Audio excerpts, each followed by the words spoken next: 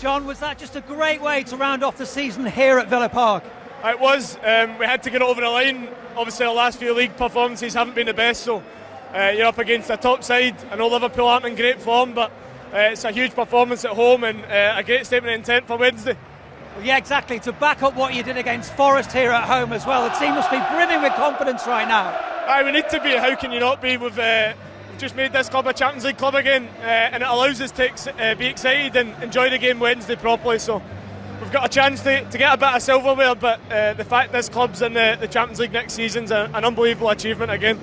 And let's talk about the goal scoring as well. We'll come to you in a minute, but to have Ollie Watkins in this sort of form going into the European final as well. I wish he was Scottish, but no, he was obviously disappointed in March, but if it gave him a kick up the backside, he certainly responded in the best way, and we're so fortunate to have him. What he's done for this club the last few seasons has been incredible, and I think he might have just snuck his way onto that plane, and Morgan as well with a great goal, so hopefully he can carry that into Wednesday. Well, more importantly, what about midweek? Because you want them in form for that, don't you? I can't wait. It'll be the pinnacle of my Astonvilla career, and hopefully by the end of the game I've got my hands on that trophy, and that's what we're going to have to do. What sort of build-up is it going to be now this week? The fans here, they've been celebrating all throughout that second half. Is this going to be something special now? It is. The supporters have got to enjoy it. We'll enjoy the build-up to a certain extent, and then when it gets closer to Wednesday we'll start to focus on the game plan and what we need to do to win. So we're obviously slight favourites going into the game, but in finals anything can happen, so we need to stay focused, play the game, not the occasion. Just tell us what it's like though, being in that dressing room right now with all this ahead of you. It's amazing. It's what you dream of when you're young, to be playing in games like this and playing in finals, so you've got to enjoy it, but you've got to succeed at the same time. Well done today. Yeah, cheers.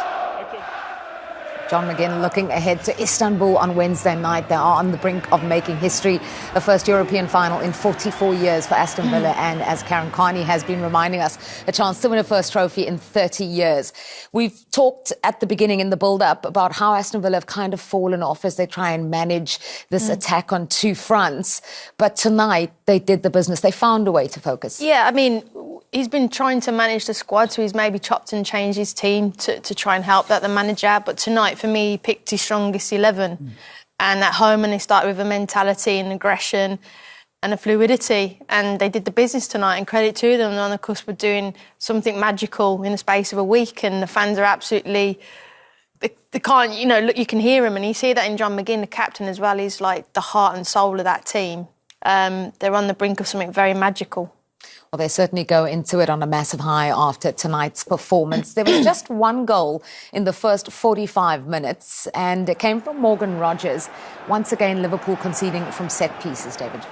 Yeah, I mean, it's a finely worked set piece, ball cutting into Rogers here. As said at half-time, if you look at Cody Gakpo closing in, I think he makes it very difficult for Mamardashvili to read the shot.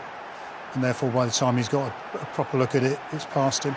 Wonderful finish, wonderful finish. Using the defender in this case, bringing Gakpo as a block, essentially, just curling in that far side. I think it's... Look, I can acknowledge the strike and well work, but I think it's shocking from Liverpool to allow a 3v2 and a player of Morgan Rogers' capabilities to be free in that half space to turn and pick his spot. It's unforgivable from a Liverpool defensive perspective from set pieces, and they'll be disappointed when they look back at that. Yeah, celebrations there with Austin McPhee, the set-piece coach at Aston Villa. So 1-0 ahead at half-time. Who was to guess then that we'd see the goal party after the break? The first one of those came for Liverpool, Virgil van Dijk with the equaliser. Yeah, Dom Szoboszlai, who had a major part in half the goals, one way or another. He got 2 assists, this one perfectly flighted. I mean, Matty Cash falling on the floor there. I know Matty's a very strong lad. I think he'll be a little bit disappointed that he didn't stand up a bit firmer, but given the end result, it's really going to be a footnote in any conversation. Great header by Virgil. So it's 1-1 at that point in time. Liverpool actually had an opportunity to go ahead, but denied by the post was Rio and Gamoa. Yeah, and to be fair, he'd been cutting in and trying to create these opportunities in the first half and ran into numbers or it didn't come off, but you think as soon as he let loose on this one, you're thinking, oof. And then the follow-up as well, but he did really, really well, and he's a young, talented man, and he's going to be given an opportunity here. But unfortunately, obviously, hit the outside and came back off the post and just couldn't get the rebound, and then ultimately then Liverpool get punished the other end just so soon after. 73 seconds between Rio and Gamoa hitting the post and this moment, which saw Villa take the lead. As I said, Dom was involved in 3 of the goals. This one, unfortunately, slipping. It's difficult because he slips. He tries to get his foot again, slips again. And again, if I'm looking from the goalkeeper's perspective, Mamardashvili has no chance because it goes between Konate's legs. So it's a wonderful finish in one sense, but very unfortunate for Liverpool the way that it actually got to that position. I think when it rains, it pours, doesn't it? Yeah. And it feels like that for Liverpool at the moment, with so many different factors, injuries and now slips and things like this. And he's been arguably their best player, Szoboszlai, and you're thinking you're gutted for him. But fair play to Villa, and Watkins sharp onto it and capitalised, and that was it then. 6 goals in 6 games at Villa Park at that point for Ollie Watkins. He was to make it 7. Let's take a look at this moment, and it stretches Villa's lead to 3-1 again from a dead ball situation. Yeah, this one, I spoke about the first goal from Rodgers and Mamardashvili not being able to see it. I think he gets a good look at this. I know there's an attempt by, I think it's McAllister sticking his leg out there, but there's a lot that he could see. There's a lot of distance, and I think his decision to collapse on it possibly was wrong. If he dives across, he makes I believe a more comfortable save or pushes it into a better position if he's going to do that. But as we see from here, I mean, it's a clear shot from Barkley. That position there, I just think there's an opportunity to do better. I mean, he does fantastically well on the second, and Ollie Watkins says thank you very much. That's another one for me. Barkley, who was introduced at half-time with a fantastic strike. Yeah, he done well. He's done really well when he's come in, Barkley, and taking his chances. But then this is a big problem now for Liverpool, to concede 20, the most in the Premier League. Again, it's something they've massively got to address, and big worry for them to concede so many from set pieces. So at that point, it was pretty much job done, but John McGinn was there to add the gloss to the scoreline with probably the pick of the goals. Yeah, I mean, look, he's like I said, for me to say this, he's absolutely quality, and where I'm a little bit disappointed is in Kerkez's defending. But look, take nothing away from it. As soon as he lets it go and releases it, it's an unbelievable finish. But for me, Kerkez, when he's on the outside of the box, get to him tighter. You know he's left-footed. You know you want it on your left foot. Don't give him that angle. Don't be standing still. Get a little bit tighter to him. As soon as he starts to shift it across and he thinks, hold on a minute, I can take my time, I can pick my spot. The goalkeeper then, it's so difficult for him, but get tighter. Do not give him, with that left foot, that amount of time to pick out his spot, because he's got pure quality in him. So, again, I think for Liverpool, I'm disappointed with how poor they've defended. I really am tonight. I think, and this is I agree with you on point, Kaz, that maybe he could have got closer, but John McGinn is standing there to start with. It's not like he's motioning. But if you look at the goal again from the behind there, Mamardashvili can't see the shot cleanly. It's gone round Kerkez, which gives him a few seconds or split seconds to try and make that decision. But the quality of the finish is absolutely top draw. Virgil van Dijk scored in injury time to reduce the deficit. It's his first double in over 6 years, but it wasn't enough. Liverpool ultimately losing 4-2 on the night. Let's get post-match reactions from their manager. Here's Arne Slot. On obviously a really difficult night. It looked like the second goal was unfortunate for Aston Villa, but was it what happened after that was the real concern? That was definitely unfortunate, if you want to call it like that. It was in a moment of the game where when we were coming back at 1-1, we were hit the post. So I thought we were in a good moment at that moment of time. By the way, similar in the first half, because when we conceded the 1-0, I think that was also in a spell where we played acceptable. And yeah, then if you concede the 2-1 in the fashion we did with the fans behind them, they were getting more and more chances, and another set piece from the free and led to a well-deserved win for them. Why do you feel it was that it was so difficult to respond? As you said, the fans got behind them and Villa just seemed to be surging forward after that. You seem to lose an element of control that you had 1-1. Yeah, I think you're right. We had that control over the large parts of the game, but not after the 2-1 anymore. And that's also why they scored the 3-1, although it was from a set piece, not from open play, but they were already a few times after the 2-1 very close. I think immediately after kickoff, they already had a chance to score the 3-1. So, that was a part of the game where we definitely struggled with their pace, intensity, and quality. Do you feel it's been the story of the season to some degree? Not being able to keep the ball out of the net often enough. No, it's definitely that we've conceded far too many goals, but I think we also didn't score enough goals. Although 2 away at Villa Park is not bad. If you would have told me before the game you score 2, you think you're close to a result and hit the post. But yeah, we've conceded 4 and 3 out of 4 from set pieces, and that's too much. Although we also scored, of course, twice from a set piece. I know you've had significant injury problems, and they've certainly played a part. But looking at the players out on the pitch there tonight, why do you think that was? Was it a mentality thing? Why do you think they were unable to cope?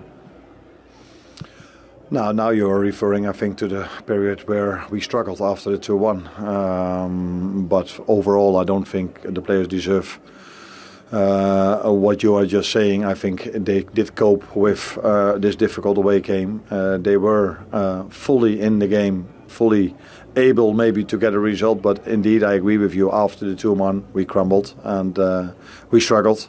In the end, came back to 4-2. So they did not give up, but we struggled to control, as I said, their pace, intensity, and quality. Struggled with their pace, intensity and quality, says Arne Slot. That's his reaction. What did you make of what he just said? That's an interesting post-match. I felt the opportunities that Villa took, and we've already said this, the quality of the goals was probably the major difference. The moments in the game, Liverpool were on top of the game in that second half when Dom slips, Rio's just hit the post, and then all of a sudden you're chasing the game again. I'm not sure I saw a crumble myself.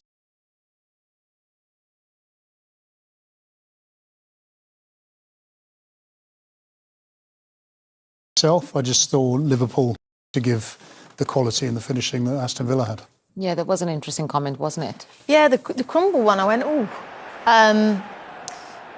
But we are looking at champions of the Premier League from last season, and to be playing the way they are, and to be conceding the manner that they are. And again, I'm not saying they don't have character, but they're all disjointed. It doesn't feel right, and so maybe that's what he's sensing. No, he said they didn't give up, maybe because of that's previous comments. But, they're just so disjointed. They look so different from last season. And it is a big worry for them because I think the Liverpool fans are thinking, OK, if we had a little bit of hope, if we saw a Wirtz or an Isak or something to look forward to next season, we'd probably be playing a positive. But I don't see any at the moment, and they're seeing the same things. Yeah, it is quite a big difference from last season, naturally, where at this point in time they were already champions. What do you make of where this leaves Liverpool right now? I think it's interesting because you have to compare to last season in the sense that they had success. In his second season, as I said before the show, Arne's achieved more in the first 2 years than Jurgen had in his first 3 with regards to winning silverware, getting to finals, whatever. I think the frustration, I totally agree with Karen, is that what we saw in the players that are still at the club last season, we haven't seen this year. The likes of Wirtz, Isak coming in as new players, even Rio as a young player coming through. The expectation is that they should replace what we had last season in a performance-wise. But I think for Arne, this summer's going to be interesting with regards to, first of all, the players you lose, which you know you're going to lose. More importantly, who they bring in and whether or not there are going to be other players there. Because having a look at those replays that were just showing, I'm not sure if Arne meant the crumble was in performance or whether it was in attitude, because there was a lot of arms being waved around. And when you're seeing your players waving arms around, it doesn't look confident, it looks bad. You know what else looks bad is some of the numbers for this season, especially when we look at defeats in a single season. It's the second joint most. I know that you're going to have a point, you have a point of contention for the top season, and it's not just because you played in it. Thanks. Yeah, but in the first season there were, I think it was 44 games, so there was a lot more games in that one defeat, and I think I wasn't playing in that defeat. Karen's looking at me. But sadly, it is all competition, so they've played one more this season. OK, I'll take that back. What I find interesting, especially with the run-in, there are similarities to this run-in to last season. Once Liverpool had been announced Premier League winners, then the last few games were kind of like a celebration rather than going out to win. And as I say, I think Liverpool have already qualified, or confident they're going to qualify for the Champions League. So therefore, these games were more of a end-of-season games rather than the need-to-win games. So unpleasant as it might be, I think there are opportunities of playing players to see what they're going to be doing next season. The defeats make no difference to Liverpool in regard to qualifying for the Champions League, even if it is frustrating for Liverpool supporters to watch. Very frustrating to watch them concede 4 goals again tonight. Arne Slot mentioned it, saying that it's not scoring enough, and obviously conceded too many. In a 38-game Premier League season, that's 52 goals conceded now. That is already 2 more than what had previously been the most. Well, we said it at the top of the show, the lack of tackles, the lack of duels that they've won this season dropped off. The intensity is completely dropped off. You see that they're disconnected. You talk about players throwing their arms in the air. You know, you can maybe understand where you lose a Trent and the Salah combination, which I think was like 56 goals last season. But defensively, you should be able as a group to be tight, to be compact, to be hard to beat, to have a bit of intensity, to have a bit of fight, to put your foot in, to make a tackle. That's where I think the Liverpool fans are frustrated, because it doesn't feel like their team. It's such a huge drop-off, and I think they understand the players that have been injured, and obviously there's a lot of factors, but that's not good enough for Liverpool, who won the Premier League last season.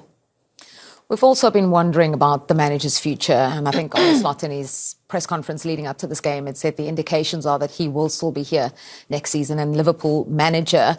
How can he turn it around? What would you like to see him do? Well, I think it's the right decision to keep Arne in the position. Acquiring Arne, he would have had a set plan for 2 or 3 years in order to sort of keep the position, win a trophy. He did that in year 1. So he's got qualification for the Champions League this year in year 2. Year 3 will have to be a success. How are you going to gauge that success, whether it's winning a trophy or winning the Premier League again?